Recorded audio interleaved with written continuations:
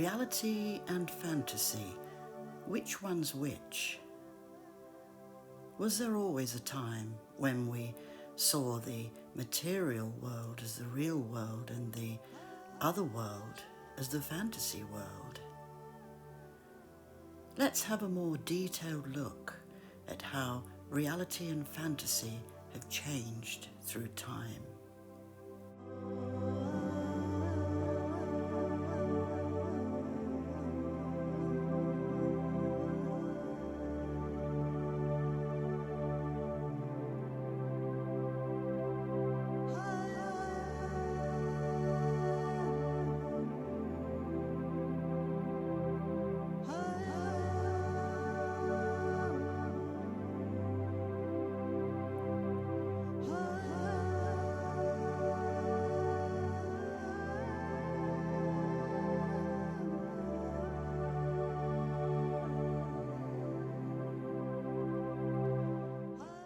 Our timeline has produced many changes in the way we think and behave, and sometimes we have to allow for the fact that some aspects of life we consider to be real may to another time in history or prehistory considered to be unreal or fantasy. Each era produces its own reality and fantasy.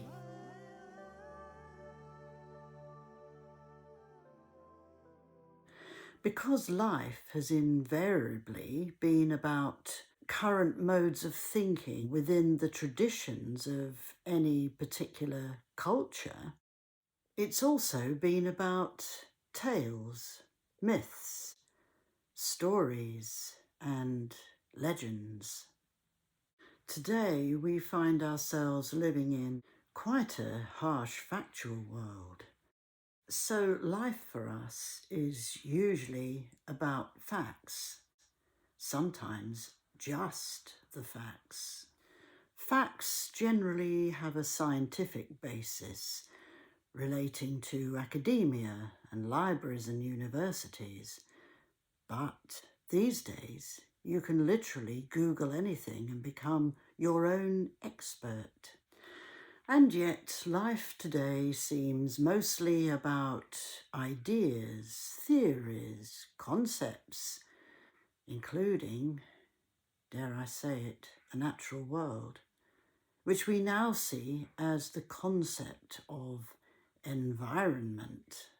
We have an awful lot to learn from the natural world, and we also have an awful lot to learn from the study of earlier peoples, so that we can maybe glean a few ideas of how they perceived reality and fantasy, comparing that with how we perceive reality and fantasy today. For instance, to the ancient hunter-gatherer, looking at life today, the way we live in the fast lane, would just be something from another planet. And yet here we are doing just that. And these people were our ancestors. Similarly, today, when we look back on prehistoric people, we tend to think that earlier people had no intelligence, that they were mindless idiots, or that because they hadn't discovered certain things that we've discovered today, that they were not able to function very well. They're a bit short on marbles. We therefore see that prehistoric people are either mindlessly stupid, mindlessly aggressive, or even quite mindlessly glamorous, because we see everything through the eyes of glamour today. So we attach our reality to modern complexity, and we attach fantasy to natural simplicity. We look back on the past and we see that it's a fantasy. We no longer have the natural world or other world stories passed down to us. Myths become, well, a myth. something that's unbelievable or superfluous. And religion, which to my way of thinking always contained a political slant, simply becomes a dominant force in our times and throughout the last few hundred years. It's a sign that we're really losing it, I think, when we start to attach reality to the things that are not real. Objects which start like this and end like this, religious and cultural inventions that have little to do with the natural world, anything at all that is engineered or fabricated to be a kind of a merchandise to pull you away from the ancient laws relating to the natural world as it used to be. The natural world is real, and all these things, this computer I'm using, and all the objects you have in your house, they are the fantasy. And they're the fantasy because if we look at them from a mindset where we're coming from the natural world, then we see that this fantasy is shaping itself into a reality. And once it does that, we'll have forgotten what the ancient natural values are and where our priorities should be. If we move to the Neolithic and Bronze Age periods, then we start to see that reality and fantasy suddenly had to do with trade, buying and selling. Just as soon as trading comes into existence, our mindset is altered quite irreparably. So what begins as what I can do for you and you can do for me ends up in modern times affecting our relationships quite deeply because we still function in the same way, meaning we either develop harmony if we're lucky or disharmony if we're unlucky, as happened in the past with slave trade and all kinds of things that went horribly wrong in our society. No wonder we Romany people used to always, throughout time, wish each other luck. We all need luck when we have that kind of mindset deeply embedded within us. And this is very, very different to what's called the gift economy, when people tend to help each other with what they need. And the Romany people practice this.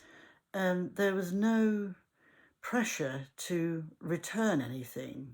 It's not what I can do for you and you can do for me. It was purely that somebody needed something, so that something was given freely.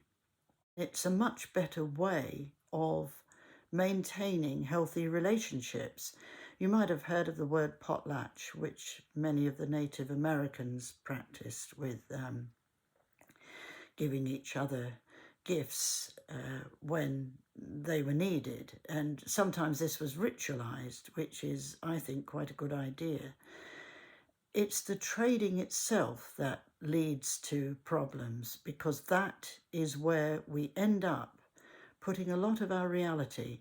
And when we have a consumerist mythology, this gets ingrained within us, and it's very difficult for us to think in any other way. And it encourages a lot of, oh, poor me, I haven't got what you should have given me, or the other way round. It could mean that I'm going to take whatever I can from you. And this is something that's developed and developed and developed over many, many hundreds, if not thousands of years. Hospitality always had a strong presence in the ancient world and really brought tribal traditions as well as trading together so that they could be separated and everyone knew which was which. The Anglo-Saxons gave you a horse if they wanted to gift you something. And this shop in Holland is a giveaway shop. The words at the back read, "The earth has enough for everyone's need, but not for everyone's greed." Say no more, I think. One of the things that we seem to miss is an objective idea of what is going on, an objective idea of truth. And this word, related to the word tree, is really misconstrued today because we end up saying something that I can't really stand, and it's the term "my truth." What is my truth? If we're not getting real, dare I say, we are not able to see what is actually taking place.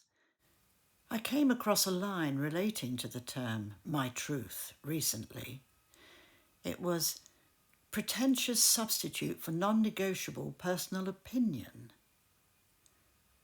My truth has to be more truthful than yours, so it seems. So sometimes it's the "oh, poor me" that leads us to saying "my truth." I haven't got a truth. I honestly haven't got a truth. What happens, happens, and what will be, but I can't bend everything to my way. That's trading, which also leads to narcissism. That's a reality steeped in trading mindset. And by the by, the words "my truth" were used in a poem written by this poet, George Herbert, in the 17th century. Well, individualism causes us to feel that we need to have a truth these days, intense individualism, which we're encouraged to have. Individualism does us no good, as we all know. It outweighs community, and we all know that individualism causes anxiety, it causes despair, it causes depression, it causes fear, it causes doubt, it causes self-loathing, it causes addictions, it causes phobias, it causes... Well, if this is reality today, it isn't really looking very good, is it? If we look at the root of reality and fantasy in our psychological makeup, then we get some clues to the way we tend to function in any era. For instance, if our root is in the natural world, then we have natural world at heart, and everything we ever do, we ever think, we ever feel, comes from that place and has that as a drive.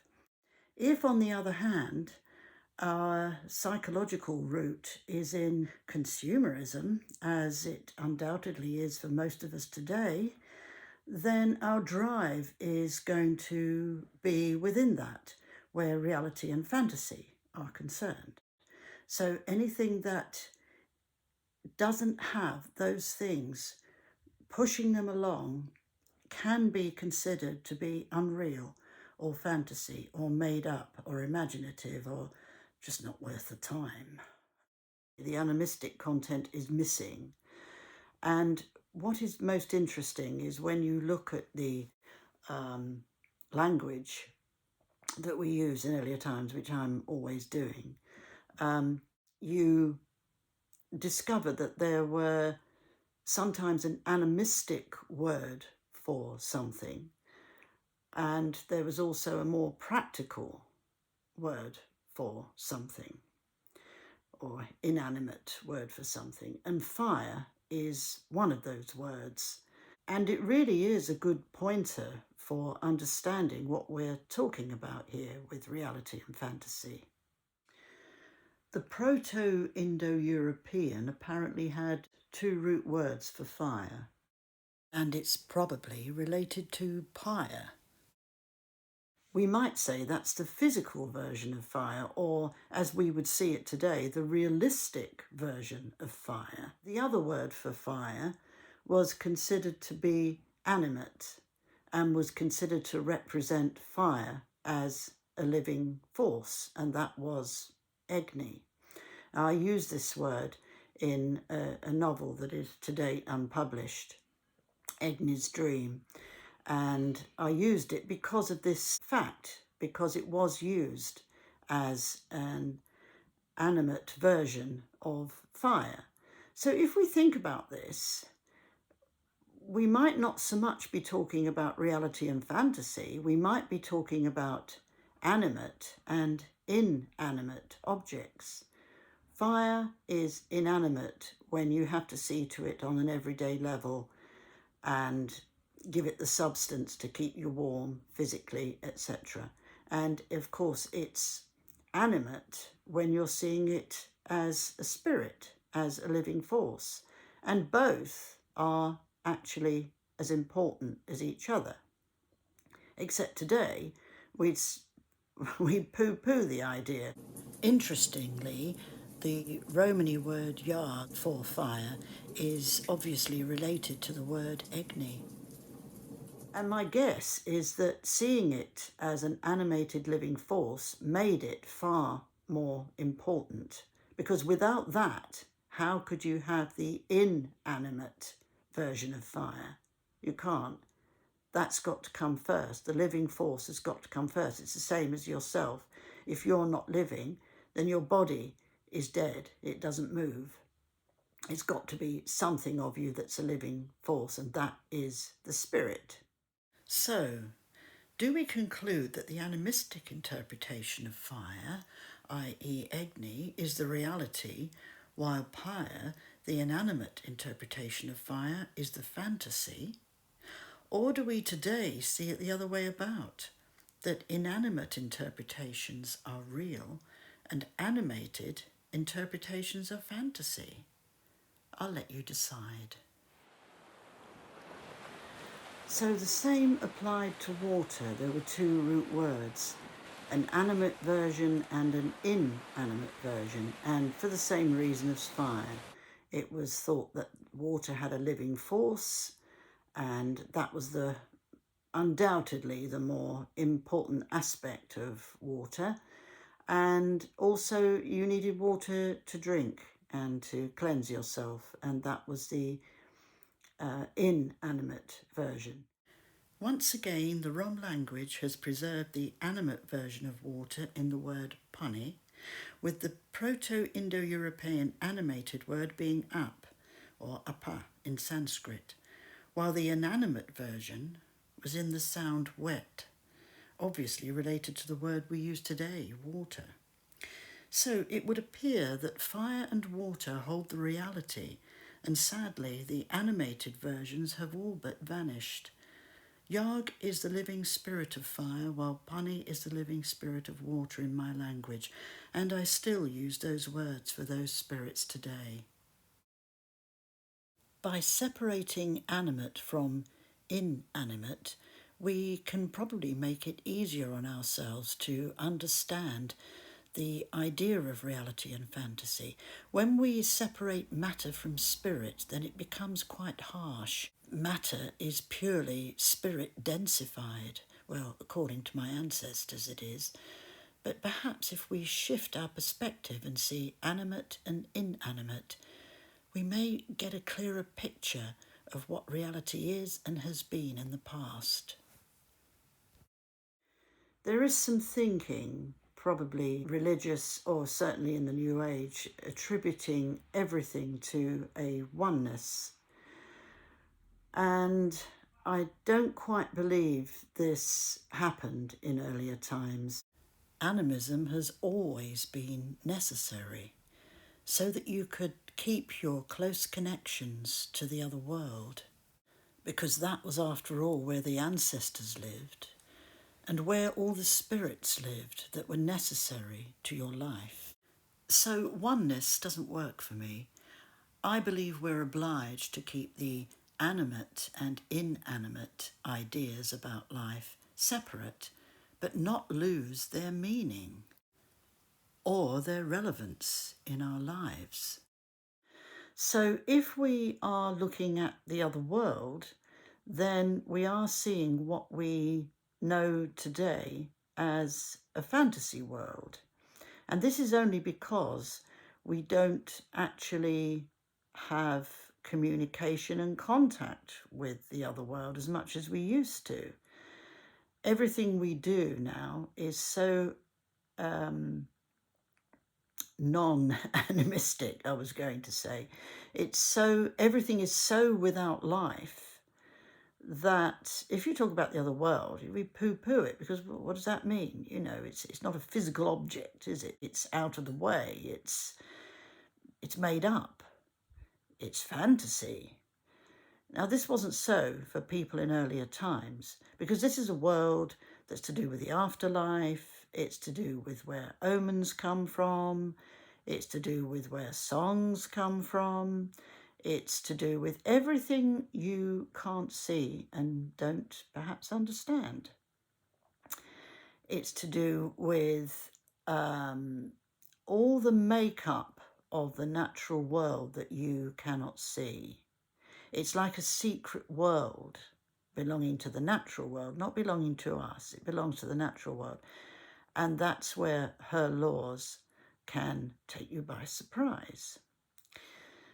So if we attach a more dreamlike idea to the other world, then we probably have it a little bit more accurate.